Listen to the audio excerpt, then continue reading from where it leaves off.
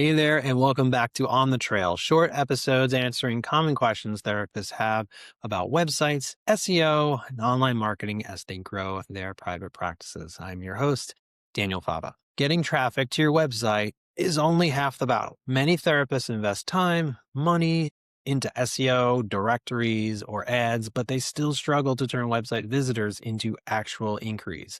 So the problem might actually not be traffic. The problem might actually be the conversion on the website. If your website isn't converting into inquiries, more traffic is not going to fix the problem. So in this episode, we're going to share 5 quick tips plus one bonus tip to help you convert more website visitors into new clients. So most of these are simple changes, but they're things that can make a big difference. Okay, number 1 is call to action. We've talked a lot about calls to action on this podcast. So this is one of the biggest mistakes I see is that there are too many calls to action. You need to make sure that you have one clear call to action.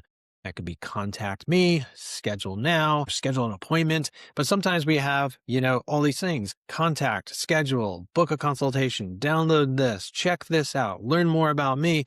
All these calls to action can compete. And so when people have too many choices, they don't choose anything. They might bounce off of the website and leave. So you should have one primary call to action. Think about what's the one next step that a visitor on your website can take that leads them down the path to be a new client of yours. So usually that is schedule a consultation or fill out a contact form or book an appointment. So make sure that that call to action and that button really stands out. We like to make sure that anything tied to that primary call to action has a contrasted color with the rest of the color palette, so it really stands out.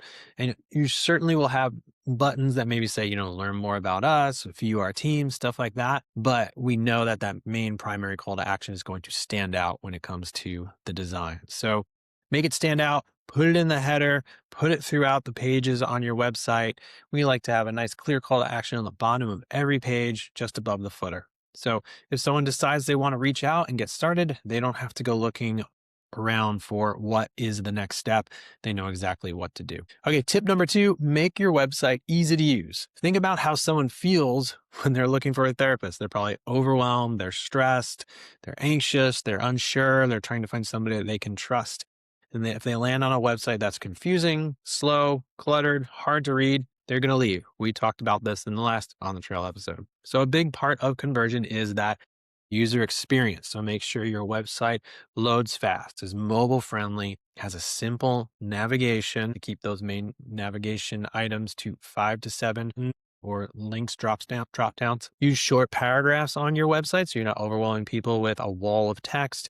Use clear headings, helps break up the page, is also good for SEO and AI. And make sure that we're just not overloading people with too much information and too many choices. There's one thing that I heard early on in my graphic design, my web design days back when I first started, and that was this phrase: don't make people think. You want to make it as easy as possible to understand who you are, what you do, who your services are for. So the easier your website is to use, the more likely someone is going to convert or reach out to you and contact you. Tip number 3, use copy that speaks to the client. So many therapist websites talk mostly about the therapist or the education, the modalities, their training. That's good for building trust, but we can't really lead with that.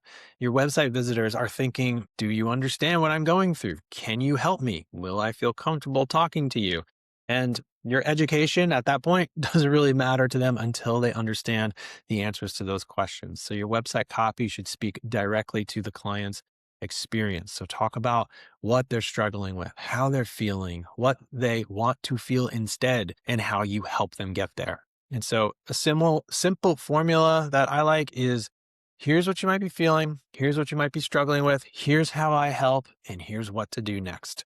So when someone reads your website, they should feel like you're describing their life. You're describing where they're at now. You're describing some of their aspirations and where they want to be. It's all about connection, and building that connection can lead to conversion. Tip number 4 kind of builds on this: build trust quickly. So remember, people are not choosing a service.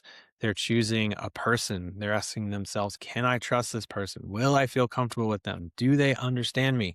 And your website should build trust as quickly as possible. So Some ways that we do that is professional but friendly photos, a bio that sounds like a real person.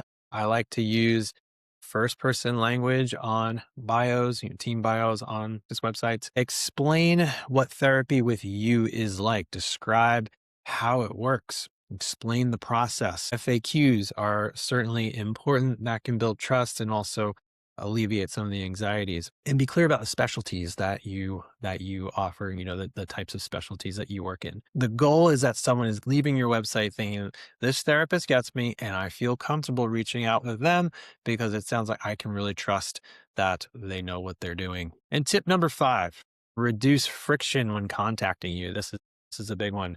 This kind of, again, plays on that don't make people think. So sometimes people want to reach out, but they might be nervous. They might be anxious. It might be their first time with therapy, so they're not sure how it all works. And if your contact process feels confusing or intimidating or clunky, they won't do it.